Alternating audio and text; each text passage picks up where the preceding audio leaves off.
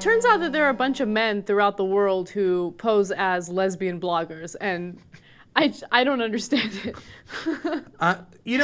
I partly understand it. One time I was thinking, I wonder if I should be a lesbian blogger.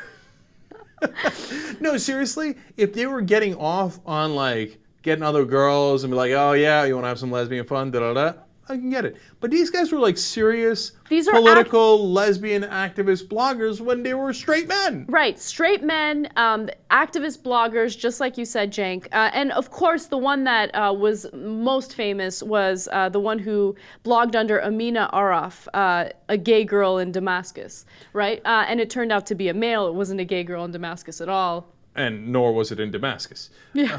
Okay, so it was a total ruse.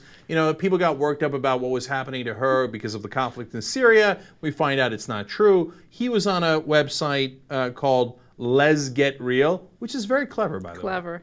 They're always thinking. And so then all of a sudden things started unraveling for Les Get Real, and it turns out Les Get Real isn't even Les, and it's certainly not real. So the person who actually runs Les Get Real is a man by the name of Bill Grabber. And he blogged under, I know. That's a funny name. Terrible name. Okay, and he blogged under Paula Brooks, right? And, people were questioning his website. They're like, is Les Get Real really a Les? Or is he a grabber? And he went out of his way to like provide this fake ID under Paula Brooks, and he even had when people would call the number, he would pretend like, oh, this is the father of Paula Brooks, but in reality it was him, Bill Grabber, like saying like, oh, I got a disease. I mean, it's all this trick in the book. I have problems with my voice. My dad won't speak for me, right? And then like the dad gets on. He's like, yeah, this is Paula Brooks' dad. Yeah, she's totally a leslie. And let's get real. Okay, but it turns out it's him.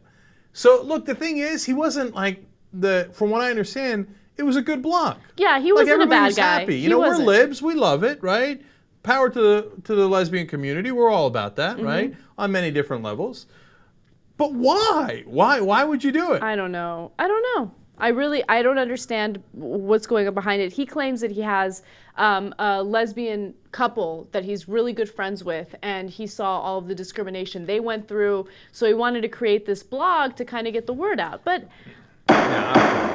you can be a straight male activist who is in favor of the gay community, and you blog about that, but you're genuine and sincere about who you really are. No, I'm calling it. He got off on it. Okay, I hate to do it. And it seemed like it was a good blog and stuff, and he's going to hand it over to somebody else to run. That's a good thing, etc. But straight dudes don't run blogs pretending to be lesbian women unless they're tweeting pictures. You know what I'm saying? Like, there's something up there. And these two started talking to each other, the two straight guys, both pretending to be lesbians. And then they start talking to one another, right? I mean, but that's right there, that's the internet, okay? The internet is a scary place. Okay, it's not who you think it is. Whoever you're talking to on the internet, it ain't that person, okay?